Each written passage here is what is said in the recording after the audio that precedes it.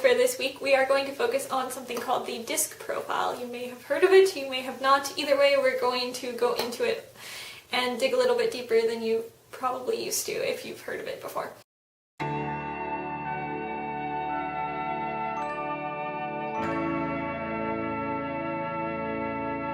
One, I'm going to be talking about the origin of this psychology test.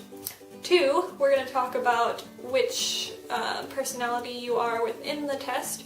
And three, how you can best implement that in deciding what you want to do for a career or how it can potentially affect your relationships. So the theory of the DISC profile actually dates back to 444 BC.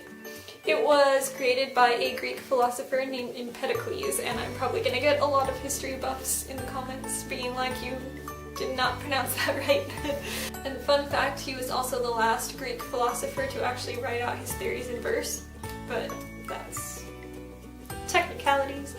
But anyways, way back then, our ancestors, bless their little chicken-brained hearts, realized that humans were funny creatures and tended to react to the world in different ways. 4 distinct ways, to be exact.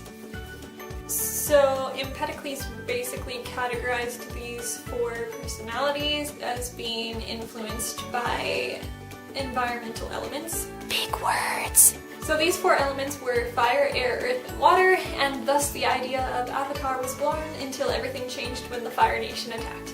Just kidding. But this was the beginning of the personality tests, the modern day ones, and it was also the beginning of using astrology or how people are influenced by external forces of nature. So, flash forward to 400 BC. There was a Greek physician named Hippocrates. I cannot talk, guys. This is gonna be like a theme in my videos. But he believed that people's personality traits were affected by internal factors as opposed to external factors. Fun fact, he was also the first physician to realize that human emotions came from the brain and not the heart. He also believed that these internal factors were what was affecting the well-being of his patients, and a popular belief at the time was that people got sick because the gods were angered, so he was like the first physician to reject that idea and kind of focus on like the body and how the body reacts to sickness. But anyway, so he took Empedocles' 4 elements and he changed them to yellow bile, black bile, phlegm, and blood. So now we're gonna flash forward to 1928 when a man by the name of William Moulton Marston took this research and did his own studies at Harvard, which concluded that there were indeed 4 different distinct personality types, but people possess all 4, they just lean more towards one over the other 3. So the DISC personalities basically stands for dominance, influencer, steadiness, and compliance. Compliance is also known as conscientiousness, but I have a very hard time pronouncing that, and so I'm just gonna call it compliance and delete this part of the video. So in 1940, Walter Clark took Marston's ideas and he created the first actual DISC profile, so individuals and companies could actually have a quiz to take to determine what their types are, or the types of their employees, and that way they can kind of figure out where they fit in the workplace. A lot of companies actually use the DISC profile because it's really effective in finding out like what your employee's strengths are, and then you kind of like put them in the position that plays to those strengths. So again, why is this important for you to know, and what does this have to do with mindfulness? Well, let me tell you. A big part of mindfulness is self-love and self-acceptance, and I know a lot of people struggle with that. I struggle with that as well.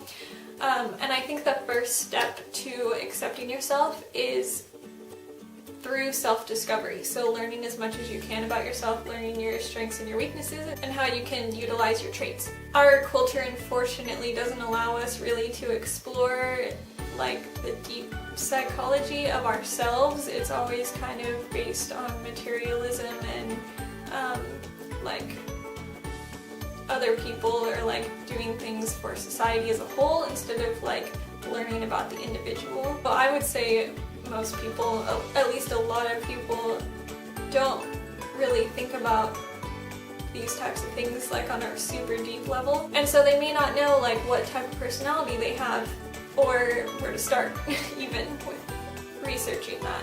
We spend a lot of time just worrying about what other people think of us, that we don't really spend a lot of time thinking about how we feel about ourselves. We tend to pick on all the things we do wrong, but no one really ever taught us how to like kind of zero in on the strengths and use those to our advantage. You are the only person that was with you when you were born, and you're going to be the only person with you when you die, and so I think it's super important to get to know you a little bit just as much as you would try to get to know a friend. This DISC personality is going to give you insight on how you tend to communicate with other people, and it'll also give you insight into which careers might be good ideas for you guys to pursue.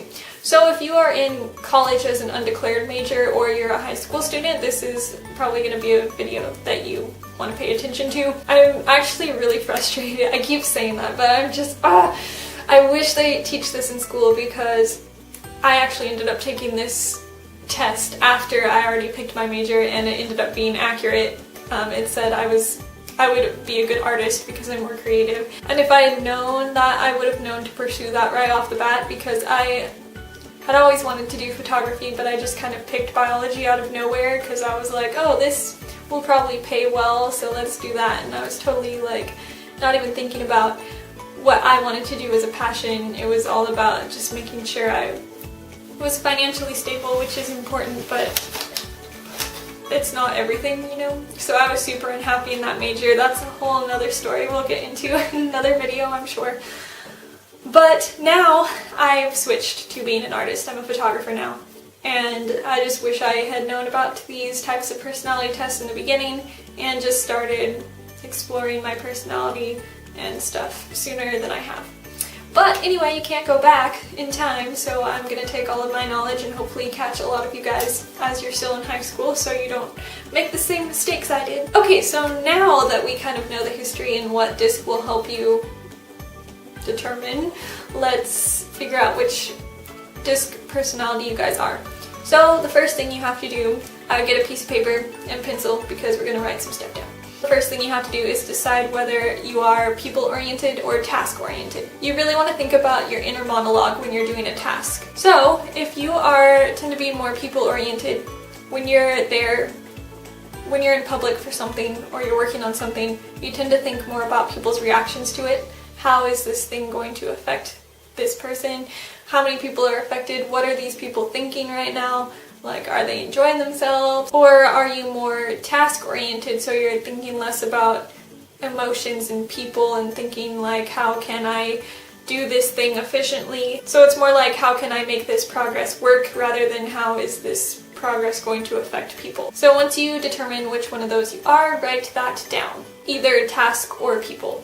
Okay, so number 2, this is a really simple test. Number 2 is simply, are you outgoing or more reserved? So this doesn't exactly correlate to extroversion and introversion because I'm technically an extrovert, but I am reserved. So you want to think more about what you do when you're at a gathering. Do you tend to be more in like the center of the group and like talking to everybody? Or are you more reserved and like prefer one-on-one conversation with people, kind of away from the center of attention? Also keep in mind that there's no bad answer and there's no wrong answer to any of these questions. Every trait has capabilities that are different but equal. Now you're going to put the 2 together, so write down whether you're reserved or outgoing, and then pair that with your task or people-oriented. You should come up with one of 4 different options. You'll either be people outgoing, people reserved, or task outgoing, task reserved.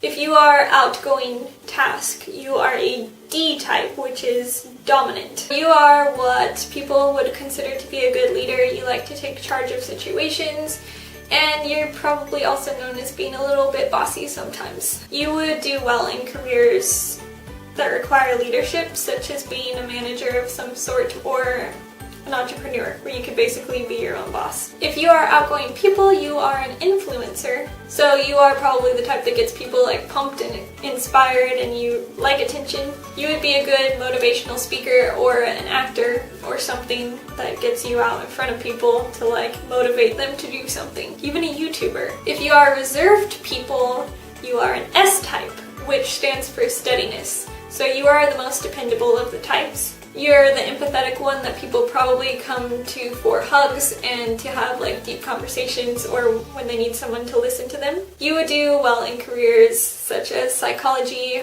or nursing, something that involves working with people. And then finally, if you're reserved task, you are a C type, which stands for compliance or compliance. So you're pretty even-tempered and very analytical, and you're probably the person that finds all the loopholes in other people's plans. So you would be a good biologist, doctor, or accountant. If any of you guys wanted to know, I don't know why you would want to know, but I'm telling you anyway. I am inherently an S, but I tend to switch to I sometimes. It's not where I'm totally comfortable, because in social situations I tend to be more reserved and prefer one-on-one conversation. But I can definitely see myself having some I traits because I've done a lot of theater, and so like, I don't know, a whole alter ego comes out when I do that kind of a thing. But when I'm just me and not like performing, I'm pretty reserved. And I think that's funny too, because back in Empedocles' time when he was doing the personality traits, he said that the more reserved type was water. So he paired, that would be the equivalent of the S type, which is mine, and my element is actually water, my birth element. So I just thought that was like kind of cool how it aligned like that. So yeah, that's all I have for you guys for the DISC personality. So now that you know your type, you can do some further research if you want. I will link below some websites that have more information on the individual types, so you know what to look for now. If this was a cool activity or helped you learn something new about yourself, go ahead and give this video a thumbs up and hit the subscribe button. So yeah, thank you guys so much for watching this video, and I will see you next week with your next Mindful Monday. See you guys later.